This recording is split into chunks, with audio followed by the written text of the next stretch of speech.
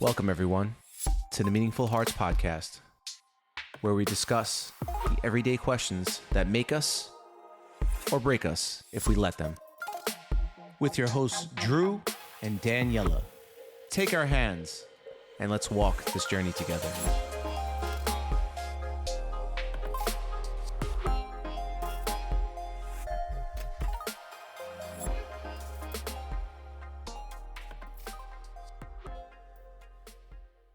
Welcome back, everyone, to another episode of the Meaningful Hearts podcast. Today, we are going to talk about doing the hard thing. The thing that we tend to avoid the most in every situation, right? Something comes up, we make a decision to go the easier route because by choice. I think that's how we feel at the moment, right? What's the best way out of this situation? Daniela, has this come from your life? It has. She doesn't. You take the easy route? No way. No way. Like when I procrastinate, it's easier to stay on my phone and binge watch a show versus doing my notes. Daniela's a trailblazer. She walks up mountains backwards. That's the type of... I guess that's easy to you. I mean, for the rest of the human beings here, I mean, it's challenging, but not like the context of what we're talking about. Yeah, I agree. Well, okay. So what is one task, since we're just going to get on the basis of this, what is one task of, I guess, something that you do that others probably take the easier way and you take the longer way or the harder way? Give me one. I'm not gonna add. The way I want do you notes. to say it. I definitely take the harder route because I handwrite my session notes, and I think notes in general. Now, I think whether or not that's the hard thing is a matter of perspective, depending on how you look at it. Because I don't necessarily see that as a hard thing. But I know for you would do the easier thing, which is just to either digitize or incorporate AI or whatever the case may be. But I am choosing the opposite. Well, the question is, right? Well, how are we looking at it from an efficiency standpoint, as far as time efficiency, right? It's a task for your work. It's part of your workflow, but you could just digitize it from the beginning as opposed to writing it and then carrying it over into a digital software to record it. Correct.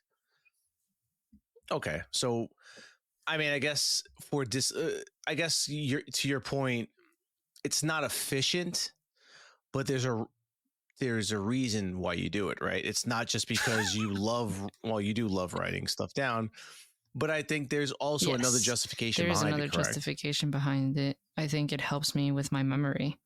Writing things down, the physical act of writing and going through the process helps me with my active recall and my notes, but also keeps my memory and my brain working. I remember more things that way. I don't know if there have actually been studies on this, but if there haven't, there should be.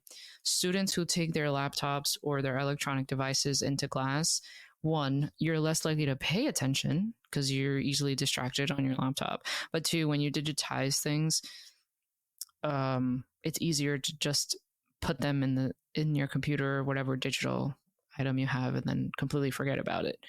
Versus for somebody like myself, because I write my notes, I can keep it in my memory, or at least it feels like I can keep it in my memory longer. Plus, I feel cool because I do different colors and different pens. I would say... But you love stationery. There is a love for it in there. I guess I could agree with you on. When I was in a classroom many moons ago, and even in college, even though I had access to a laptop, It wasn't, I guess, practical enough to bring a laptop to school because of the battery life and plugging it in. But I also found that it was just easier to just carry a notebook with me and a pen. I still feel that way, even when I go into meetings for the most part. That's something that I find myself doing a lot of, when we're having meetings at work. I don't usually bring my laptop in. For one, I think that you get distracted with emails that are coming in, but two, I feel more present when I'm sitting there, maybe with a pen and paper, if I need to write something down, as opposed to typing it up. It's just, I guess, it's just preference, because I've, being in school and class, that was just the easier method for me. So I do get that. But now, if it's a work related task that I need to get done, I'm going to do it the easiest, most efficient way I can to save on time, because there are moments where I'm sure you've actually gone through this, where you get slammed with a million things and now you're overwhelmed. In the past, that's definitely happened. I think I've developed a good system for how to do it, which is something I've learned over time. So there's some things, like when I think about, we were just having this conversation about parking. I realized how easy I have it where I live, because I have a driveway that I can park in. The hard thing would be to look for parking. It's interesting. It's interesting because you live in the boroughs where parking sucks, and you have the luxury of parking right in your driveway and blocking driveway if you really want to, versus where I live in Long Island, where normally that's easy, it's given, but because of where I live, it's a pain in the ass. But I also have the contrast of when I did live in the boroughs. I lived in Queens, and where I lived, parking sucked. It was terrible. It was horrendous. After a certain time, if you got a parking spot 7 blocks away, you were lucky that night. Or you were just going to park. I remember one time I couldn't find parking. It was during the week, and I parked it by the fire hydrant, which is within an eye shot of where my room, where my apartment window was. And I remember I was like, all right, this is what I'm going to do. And I kept waking every hour or two. I would jump up and look to see if if my car was going to get towed away or I had a ticket. Yeah. I didn't sleep the whole night. Yeah. Parking is one of those things where I think the easier option. And then I think about other things like, I think I am more, maybe not so much. I was going to say, I think I'm more likely to do the hard thing, but I do get caught in the loop of doing what feels easy in the moment. Like, instead of, like I mentioned before, instead of sitting down and doing notes, sometimes I sit and watch like the show I've been watching for like 3 hours. And then later on, I don't feel good about it. So I guess in essence, I still end up doing the hard thing. Yeah. Damn, 3 hours? You get lost. Yeah. You get lost in the sauce for 3 hours. Because I'm realizing this about myself. I really need to know what happens. I find myself like, I end up spoiling things for myself, truthfully. The show that I'm watching right now, if anybody watches Netflix, is Prison Break. And I find myself, when something happens and a new character, like something develops, I watch the episode and then afterward I'm like, okay, I need to know what happens with this person, and I will spoil it for myself. So I already know who dies, who makes it, who doesn't make it. I just can't help myself, which is not necessarily relevant to the doing the hard thing. In that case, I guess that's the easy thing, the looking it up. I choose the easy thing because I can't help myself. Yeah, I know it happens when you and I go to the movie sometimes, or when you put me onto a new movie. I just have to know. Even when I was out last night, I went to trivia night with some of my colleagues. I don't search I have some control. I don't look for the answer to cheat, but as soon as we hand in the paper with the answer to the person hosting it, I'm already looking at my phone like, I have to know if I'm right or not. So is it impatience, or is it a form of a compulsion? I don't know. The world may never know. I mean, if you take a test or any sort of thing, you want to know how you did right away. I know that's, especially if you spend a lot of time studying for something, it's like, damn, you're dying to know how good you did or how bad you did. It's just something we need to know. I understand that. But now we're going to get on to a different part of the segment. The reason why I brought this up Oh, you mean the reason why you brought up No. doing the hard thing? My bad. Yes. So there are times in our lives, and I guess I came to this realization while I was listening to Dr. Mike Israetel. If anybody knows who he is, he's a sports scientist, bodybuilder, and jiu-jitsu guy. Very, very funny. I love his segments. They're great. But he really dives deep into the science of working out and lifting weights and building muscle and all that stuff. So he does a segment on his show on YouTube where he'll bring up a specific internet celebrity or fitness personality or whatever, and he'll break down their exercising critiques, their form, all that stuff. And he had David Goggins that he was critiquing, and he was critiquing David Goggins, or what? he was interviewing. No, he didn't have him on the show. He was critiquing him from afar with a video during an interview, and with respect. It wasn't like disparaging, but he talks about how, you know, in reality, is David Goggins human, right? He's so, like, he's willing to give up so much and willing to go so much down the hard route that everything he does is hard. And it's not like difficult hard. It's more like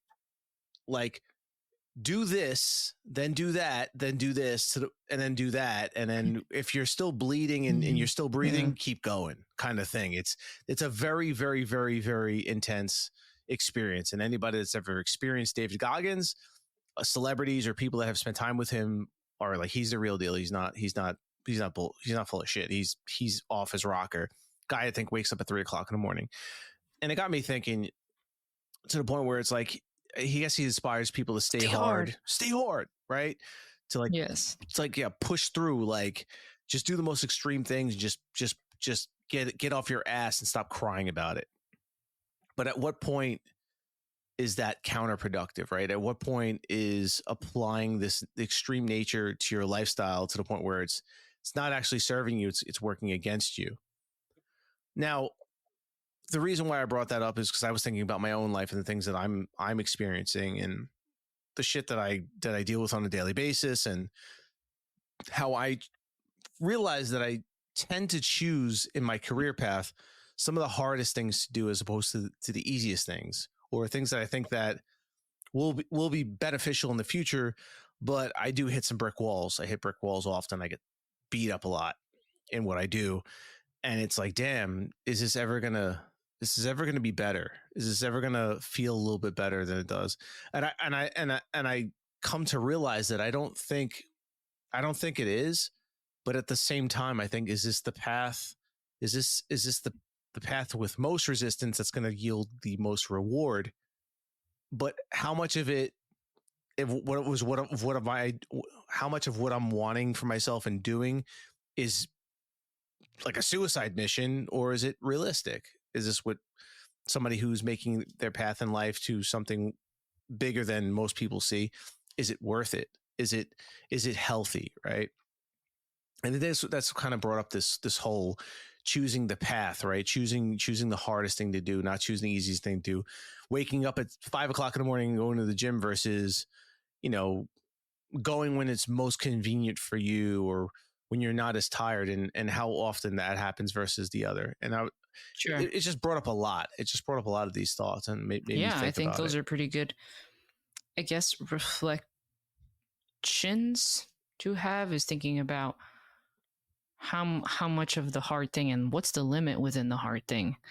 Because to somebody like David Goggins, the hard thing is waking up 3 o'clock in the morning, not sacrificing his sleep. Personally, for me, I don't know if I would be willing to sacrifice my sleep to that extreme. Obviously, it's different people, but I can see where, I guess, listening to that has been making you reflect on your choices, especially with the challenges that you've been facing at work, with how long things are and the things that come up. So I can understand. I think it's more or less thinking that you get to celebrate often and you deal with hardships not as often, but in reality, I guess, climbing the mountain of real success where you get to get something substantial out of it. Maybe it's a lot of hard and a little bit of joy along the way, but I guess you get into the rhythm of it, and the things that were really hard at one point aren't as hard, and you face new challenges as you, I guess, climb the mountain, and things become more challenging. For the average person, it's extremely hard, but for you, it's manageably hard. But that never really goes away. But along that path, you find greatness, and maybe that's what most people who are great in everything they do face. They face constant hardness. They experience harder levels. The things that they see the world in a different way. They see it as a game. It's a lot of hard challenges. Even with setbacks, they still persevere and push forward. And that's why they have a name for themselves that cannot be taken away. And I wonder, like, if I live my life to that level, am I supposed to experience a lot of this? And is this part of the process, or is it unrealistic? Yeah, I think those are really good questions, because you're essentially evaluating what is within your capabilities, what is within your limitations of what you can or can't do at this moment in time. Because I think that when things were easier, I fell into this level of complacency, looking for more of a challenge. At my previous role, I was looking to upgrade to something that was more challenging, that required more of me, that required more of a challenge, but higher reward. And I think that my whole life has been like that. Like, I always find the hard part, and I'm like, maybe it should be a little easier than this. This is not the path to go. But I always find myself back on that hard road. I would always find myself back on that path to the hard thing, and be like, damn, this is hard. I don't know if I could do this. Damn, this is hard. Maybe I should get some. And I jump back and forth on this road, back and forth from easy to hard. But I think it's part of life. If what I want is truly what I want, the path is going to be this hard. The path is going to. But if I stay on it long enough, I think I'll be able to reflect back and say, you made a great choice. And it definitely builds character. I've definitely grown a lot in this past year, but sometimes I guess it's just being a human being and having these thoughts, right? You always wonder. I know it's very easy to doubt ourselves in moments when things are not going our way. So it is about reflecting and, again, evaluating where you are, what your limitations are. Would you have any thoughts or closing summary of what you would tell somebody that is, I guess, indecisive, or maybe is on a hard path and thinks that maybe it's, maybe it's too difficult, or maybe it's not what they should be doing, or maybe having second thoughts and they're a little, I guess, on the fence? That's a good question. I guess part of it would be, it doesn't always have to be on such a large scale. You don't always have to make and stick with that kind of decision. Like, if you're really unhappy with where your job is and you're really struggling and you're trying to figure out, should I keep doing this? Should I not? Part of the reason why I believe maybe somebody might be so conflicted is because they might be struggling in little things as well. So sometimes it's not necessarily about choosing or making that choice between, do I stay or do I not stay? But in little things, like, I don't know, do I choose to be vulnerable with this person? Do I choose to take the long route on my way to work? Sometimes doing the hard thing, or the really, really hard thing, can become easier when we focus on other little hard things on a daily basis, like getting up in the morning 5 minutes earlier. That could be a really hard thing for somebody. Okay, so can you do it 1 minute earlier? Because it is about evaluating what is the level of challenge. So I think in the grand scheme of things, what's hard versus what's easy is a matter of perspective. Our last episode was hard for me because we were talking about lack of motivation and where we've been struggling, and I found myself getting very emotional during the moment we were recording. That was hard, and I've yet to go back and actually listen to it because it's hard for me to think about what I was saying or what was happening. But I know at some point I will have to. But for the time being, the baby step is acknowledging that took a lot and that's enough for right now. I don't know if that exactly answered your question. Ooh, that was very good. That was excellent. Well, us here at the Meaningful Hearts podcast appreciate all of you for listening and taking that step in the hard direction instead of the easy one and challenging yourselves. Because right here on this, we believe that everyone has the capability of being their best self and pushing themselves further than they realize. And I want to be, Daniel and I want to be behind that 100% and show that in our lives every day. And we're human beings like everyone else, but we appreciate you all for listening. Thank you.